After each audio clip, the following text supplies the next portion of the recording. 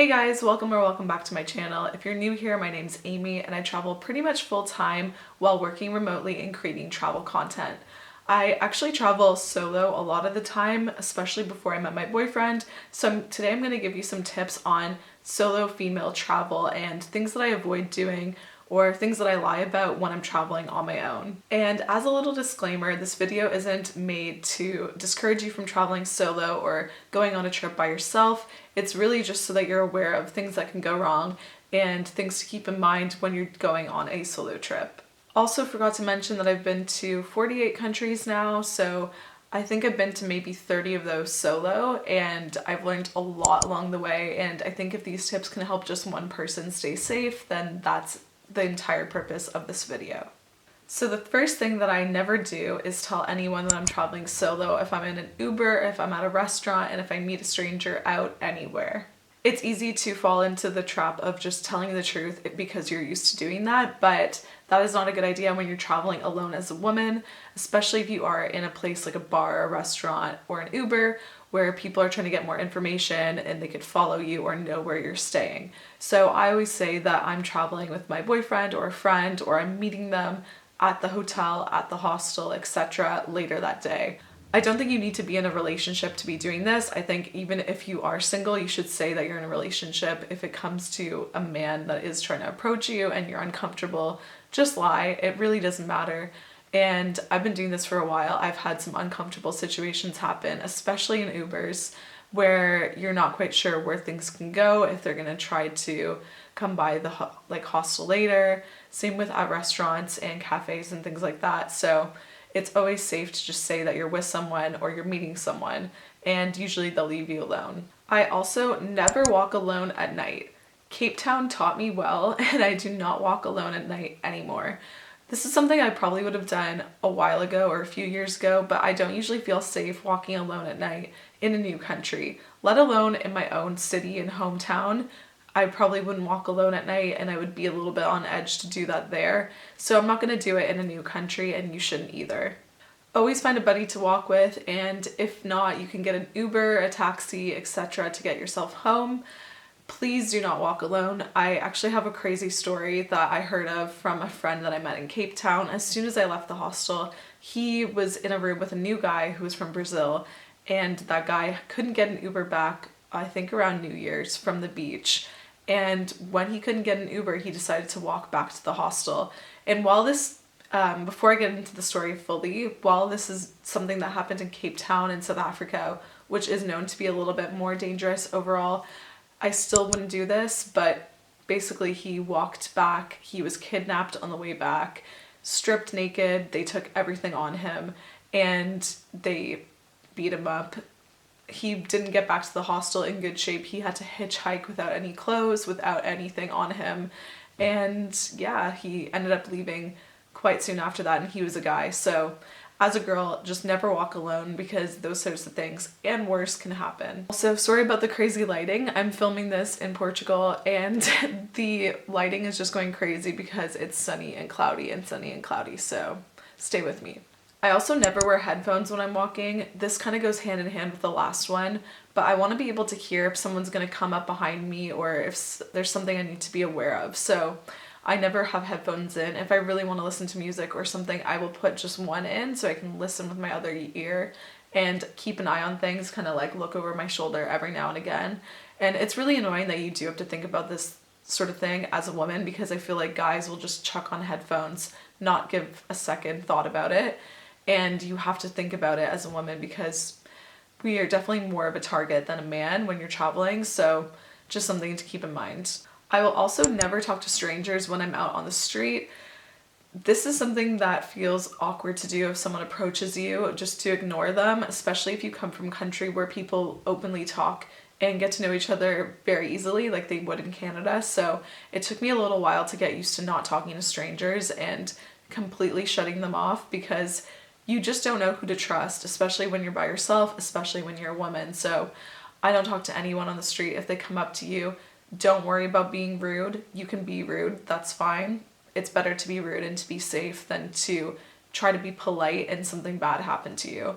So even if someone's being really nice, be careful because they can be trying to scam you, trying to just steal things from you, or worse. So I'd actually be a little bit more hesitant with people that are extra nice as well when they approach you, because that is just the telltale sign of them trying to get something more from you. And while this isn't always the case, it's better to have your guard up a little bit when you're traveling solo as a woman.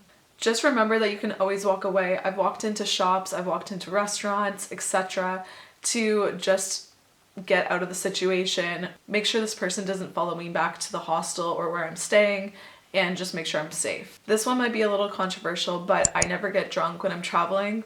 This is something I used to do, especially when I was in my early 20s and even younger, but now I just don't think it's worth it. I've been in situations where people took advantage of me, and it happens more often than you think. So if you want to make sure that you're safe, then please don't drink too much. You can get a little tipsy if you're in a new country, but make sure you're with people that you trust.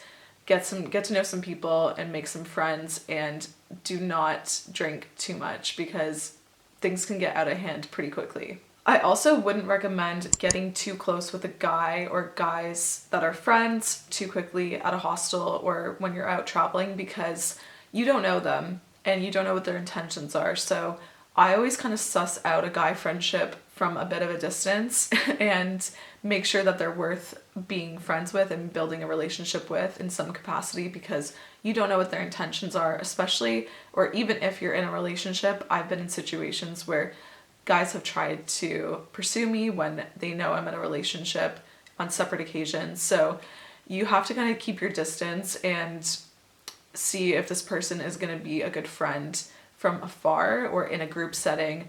Don't hang out with guys one-on-one if you don't know them very well. I would take a little bit of time to get to know them, and at the same time, make friends with girls at your hostel. You can stay in a female-only dorm at the beginning to meet some girls, which is a great way to go about it, and I started traveling that way. It's good to have some girlfriends because then if something goes wrong, you can turn to them, or you can go out in a group setting with guys and make friends with them.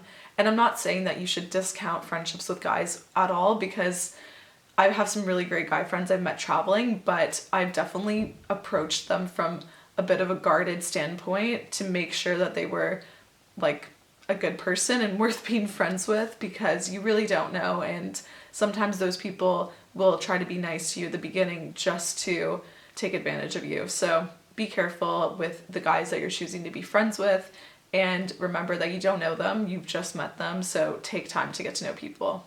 I also never post where I am when I'm actually traveling, so the video you're going to see about this place in Portugal, you're only going to see after I've left, because I really didn't feel comfortable sharing it while I was here. Initially, I was going to share the vlog of Portugal for this week's video, but because I'm still staying here, I didn't feel comfortable. And this actually is because of an experience I had years ago when I was in the Philippines, and I didn't have a following whatsoever on social media. It was mostly friends and people that I met traveling. It was under 2,000 people, and I posted on my stories where I was staying in the Philippines, and this guy stalked me. An older man in his like 40s or 50s followed me around from hostel to hostel. I had no idea that it was because I was sharing my location. So even if you don't have a lot of people following you, you don't know who could be following and stalking you. If you want to see the full details of that story time, I will link it up here for you to watch after this video, but just keep that in mind, because I had no idea something like that could happen or would happen to me, especially without having that many people like looking at my stuff. I also had no idea this guy was following me, so if you want to be extra careful, you can private your social media, but I just wait until I'm out of a place, whether that's a hotel, a hostel, Airbnb, to post about it. I sometimes even wait until I'm out of a city to post about it because I don't feel that comfortable anymore. You should never get in a taxi without knowing where you're going. So when you get to a new country, make sure you have offline maps downloaded, or your directions of where you're going to your accommodation downloaded ahead of time on your phone or on a piece of paper, so you can kind of see where you're going. It's obviously better if you have a phone and you can follow yourself on the map, or download an eSIM so you can always see where you're going and be in contact with people. This is really important because there's been times where people, especially at nighttime, will go a different route and you don't know where you're being taken, especially if you're on your own. So pay attention to those things no matter how tired you are, because it could save your life. I also never leave luggage in the trunk of a cab. I've done this a few times and they have sped off with my things in the back. I don't know why. It was nothing that valuable anyway, it was just my clothes, but don't do it because you don't want that situation to happen. I had to chase after them a few times and then you can get hurt in those situations, so just don't do it. Always keep your valuable stuff, especially with you in the seat that you're in, because that is one way to make sure that you have everything that you really need, especially if you're on the way to the airport, you have your passport and everything that has value. So your phone, camera, etc. So I think this was a quick video. I didn't really have that many points to tell you about. I do have more safety tips in general if you want a more general overview of things I do to stay safe. These are just things I avoid doing or lies that I tell. So let me know if you want to see a separate part of just overall tips and a little bit more information, because I'd be happy to do that for you. Thanks so much for watching all the way to the end of the video. I appreciate it so much. You have no idea. It means the world to me. And if you found this video helpful or you found it to be interesting, please give it a like and subscribe if you want to see weekly travel content from me. I have a really exciting video coming up in the next few weeks about a mystery trip I've planned for my boyfriend's birthday. So make sure you're following along for that, and I will see you next week for another video. Bye!